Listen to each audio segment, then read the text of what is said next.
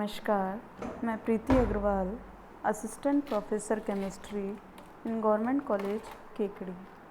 बच्चों, हम BSc final year में फिज़िकल केमिस्ट्री में स्पेक्ट्रोस्कोपी पढ़ रहे हैं। आपने अब तक स्पेक्ट्रोस्कोपी के general principle, spectroscope, Born Oppenheimer approximation आदि के बारे में पढ़ा। इसके अलावा लास्ट टॉपिक हमने लिया था डिग्री ऑफ फ्रीडम और diatomic molecule energy levels of a rigid rotator. Degree of freedom में हमने देखा कि कोई भी मॉलिक्यूल जितने प्रकार से फ्रीली मूवमेंट कर सकता है वह उसकी डिग्री ऑफ फ्रीडम था। यदि किसी मॉलिक्यूल में n एटम है तो उसका टोटल डिग्री ऑफ फ्रीडम होगा 3n, जिसमें 3n में ट्रांसलेशनल मोशन से रिलेटेड डिग्री ऑफ फ्रीडम होता है 3 और रोटेशनल मोशन से रिलेटेड यदि वह मॉलिक्यूल लीनियर है तो उसके लिए रोटेशनल मोशन से रिलेटेड डिग्री ऑफ फ्रीडम होता है 2 तथा नॉन लीनियर मॉलिक्यूल के लिए होता है 3। इस तरह से लीनियर मॉलिक्यूल में वाइब्रेशनल मोशन से रिलेटेड डिग्री ऑफ फ्रीडम होता है 3n-5 और नॉन लीनियर में होता है 3n-6।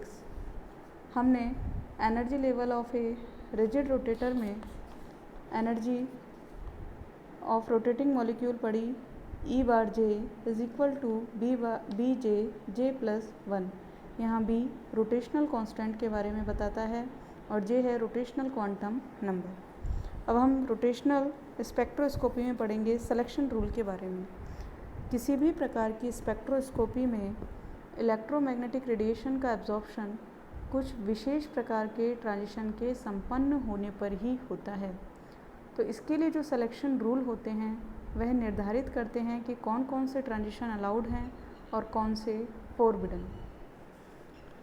तो रोटेशनल स्पेक्ट्रोस्कोपी के लिए जनरल सिलेक्शन रूल होता है delta J is equal to +-1।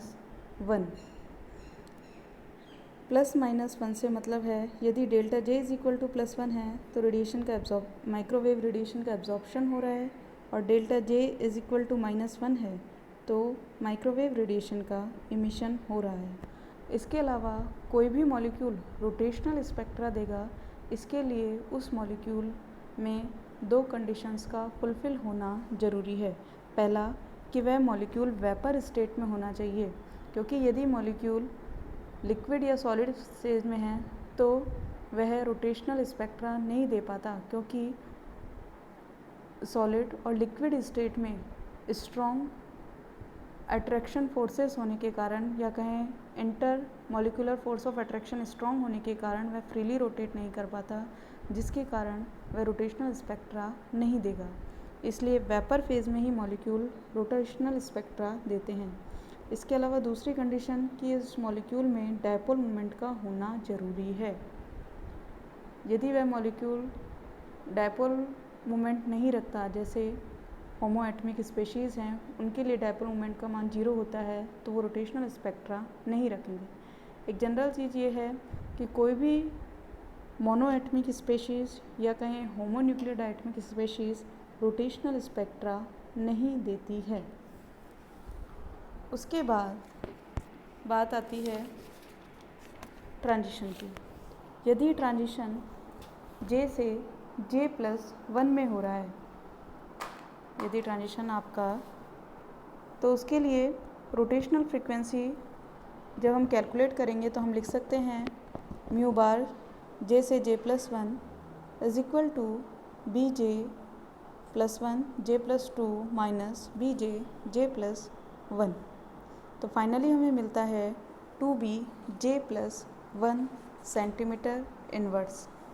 अर्थात हम कह सकते हैं कि रोटेशनल एनर्जी लेवल में ट्रांजिशन के समय जो एनर्जी डिफरेंस होता है वो आपको मिलता है mu bar is equal to 2BJ+1। अब यदि हम यहाँ J की वैल्यू पुट करें तो हमें फाइनली इनमें एनर्जी डिफरेंस प्राप्त होता है। यदि J इज इक्वल टू 0 है और J' इज इक्वल टू 1 है तो आपको म्यू बार मिलेगा 2B सेंटीमीटर इनवर्स। इसी प्रकार फर्स्ट रोटेशनल क्वांटम नंबर से यदि second rotational quantum energy level में मॉलिक्यूल ट्रांजिशन कर रहा है तो उसके लिए एनर्जी डिफरेंस मिलेगा आपको 4b सेंटीमीटर इन्वर्स। इसी प्रकार आगे देखेंगे तो 6b centimetre inverse, 8b centimetre inverse आपको प्राप्त होंगे। तो हम देख सकते हैं कि प्रत्येक दो लाइनों के बीच में जो फ्रीक्वेंसी डिफरेंस है वो समान होता है और उसकी वैल्यू होती है 2b सेंटीमीटर इन्वर्स। यहाँ नीचे एनर्जी लेवल डायग्राम दिखाया गया है, उसमें आप देखिए कि जैसे जैसे रोटेशनल क्वांटम नंबर की वैल्यू बढ़ रही है, जे की वैल्यू बढ़ रही है, वैसे वैसे एनर्जी लेवल डिफरेंस बढ़ता जा रहा है और ये एनर्जी लेवल डिफरेंस बढ़ता है 2b सेंटीमीटर इन्वर्स के रेस्पेक्ट में। उसके बाद नेक्स्ट बात आती है इंटेंसिटी की। Intensity of rotational spectral line. विभिन्न रोटेशनल लाइन की इंटेंसिटी इस बात पर डिपेंड करती है कि हायर एनर्जी लेवल वाले मॉलिक्यूल्स का पॉपुलेशन कितना है, उनकी डेंसिटी कितनी है। इसके अलावा वे मॉलिक्यूल्स की सापेक्ष संख्या जो विभिन्न रोटेशनल लेवल में जाते हैं उनका रेशियो कितना है। जे के जिस मान पर ये इंटेंसिटी मैक्सिमम होती है उसे कहते हैं जे मैक्स और इसका मान हमें प्राप्त होता है J max is equal to root k T upon में 2b/hc माइनस हाफ। यहाँ के बोल्ट्जमान कांस्टेंट को बताता है और b रोटेशनल क्वांटम नंबर को रोटेशनल कांस्टेंट को, h Planck constant, c light velocity, t temperature को बताता है। जनरली हम देखें स्पेक्ट्रल लाइन की इंटेंसिटी दो फैक्टर्स पर डिपेंड करती है। पहला है पॉपुलेशन और दूसरा है डीजेनरेसी। सिलेक्शन रूल के अकॉर्डिंग केवल वही ट्रांजिशंस अलाउड ट्रांजिशन होते हैं जो निकटवर्ती एनर्जी लेवल्स में होते हैं, अर्थात delta J is equal to +-2 +-3 आदि ट्रांजिशन फॉरबिडन ट्रांजिशन की कैटेगरी में आते हैं। केवल delta J is equal to +-1 transition ही अलाउड होते हैं।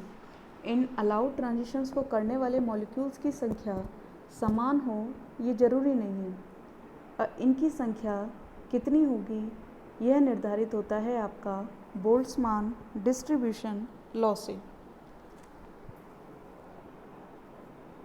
किसी भी ट्रांजिशन को संपन्न करने के लिए मॉलिक्यूल्स की पॉपुलेशन जितनी ज़्यादा होती है उस स्पेक्ट्रल लाइन की इंटेंसिटी उतनी ही ज़्यादा होती है। सपोज़ करो यदि ग्राउंड एनर्जी लेवल J बराबर 0 पर मॉलिक्यूल्स की संख्या है n0 और किसी भी एनर्जी लेवल J बराबर nJ में विद्यमान अणुओं की संख्या है, तो हम डिस्ट्रीब्यूशन लॉ के अनुसार उसे निम्न इक्वेशन द्वारा रिप्रेजेंट करते हैं। nJ अपॉन में n0 is equal to e की power minus EJ upon KT। यहाँ NJ हायर एनर्जी लेवल में मॉलिक्यूल्स की संख्या है, n0 ग्राउंड एनर्जी लेवल में मॉलिक्यूल्स की संख्या है, डेल्टा E दो एनर्जी लेवल्स के मध्य एनर्जी डिफरेंस है और K है बोल्ट्जमान कांस्टेंट। इसके अलावा दूसरा फैक्टर जिस पर स्पेक्ट्रल लाइन की इंटेंसिटी डिपेंड करती है वो है आपकी डीजेनरेसी। डीजेनरेसी से मतलब है एक से अधिक ऐसी एनर्जी स्टेट का अस्तित्व में होना जिनकी ऊर्जा आपस में समान है। आप पहले डीडी ट्रांजिशन में ही पढ़ के आए होंगे डीजेनरेसी। डीजेनरेसी से मतलब है समान ऊर्जा वाले एनर्जी लेवल। यदि एक डायटमिक मॉलिक्यूल को गुणक के रूप में माने तो हम कह सकते हैं कि डायटमिक मॉलिक्यूल की डीजेनरेसी होगी 2J+1। डीजेनरेसी को यहाँ GJ से रिप्रेजेंट किया जाता है। यहाँ J रोटेशनल क्वांटम नंबर को बताता है और G बताता है डीजेनरेसी को। तो रोटेशनल स्पेक्ट्रल लाइन की इंटेंसिटी डीजनरेसी और बोल्ट्जमान स्टेप के गुणनफल से ज्ञात की जा सकती है। हम लिख सकते हैं intensity proportional to N J upon में N naught is equal to 2j + 1 e⁻ ej upon में kT। यहाँ के प्रोपोर्शनलिटी कांस्टेंट को बताता है। यहाँ ej की वैल्यू होगी आपकी hc इंटू e⁻j, क्योंकि यहाँ हम जूल में लेंगे इसको, तो हम कह सकते हैं e⁻j is equal to bjj + 1। तो फाइनली हमें प्राप्त होता है nj अपॉन में n naught is equal to 2j + 1 e⁻ bj j + 1 hc upon में kT। यहाँ नीचे अगर हम ग्राफ देखें तो nj अपॉन n नॉट और रोटेशनल क्वांटम नंबर के वर्सेस ग्राफ में आप देख रहे हो, पहले ग्राफ बढ़ता है फिर घटता है। जब ग्राफ जहाँ बढ़ रहा है वहाँ डीजनरेसी फैक्टर डोमिनेंट होता है, अर्थात समान एनर्जी लेवल्स की संख्या ज़्यादा होती है, इसलिए जैसे जैसे जे का मान बढ़ता है nj अपॉन में n नॉट की वैल्यू बढ़ती है और बाद में एक्सपोनेंशियल फैक्टर डोमिनेंट हो जाता है, तो j की वैल्यू बढ़ने पर nj की अपॉन n नॉट की वैल्यू कम हो जाती है। उसके बाद नेक्स्ट है आपका नॉन रिजिड रोटेटर मॉलिक्यूल। किसी डायटमिक मॉलिक्यूल के रोटेशनल स्पेक्ट्रा के आधार पर हम कह सकते हैं कि जे का मान कम होने पर स्पेक्ट्रल लाइन के मध्य निश्चित और समान दूरी होती है, अर्थात जे की वैल्यू बढ़ने पर उनकी दूरी घटती है तथा बी का मान भी घटता है। वास्तविकता में हम देखें, जैसे जैसे रोटेशनल क्वांटम नंबर की वैल्यू बढ़ती है वैसे वैसे रोटेशनल मोशन घूर्णन गति तेज होती जाती है। जितना घूर्णन गति तेज़ी से होगी वैसे वैसे मोमेंट ऑफ इनर्शिया जड़त्व आघूर्ण का मान भी बढ़ेगा, जिससे बॉन्ड में स्ट्रेचिंग पैदा होती है, अर्थात बॉन्ड खिंचता है।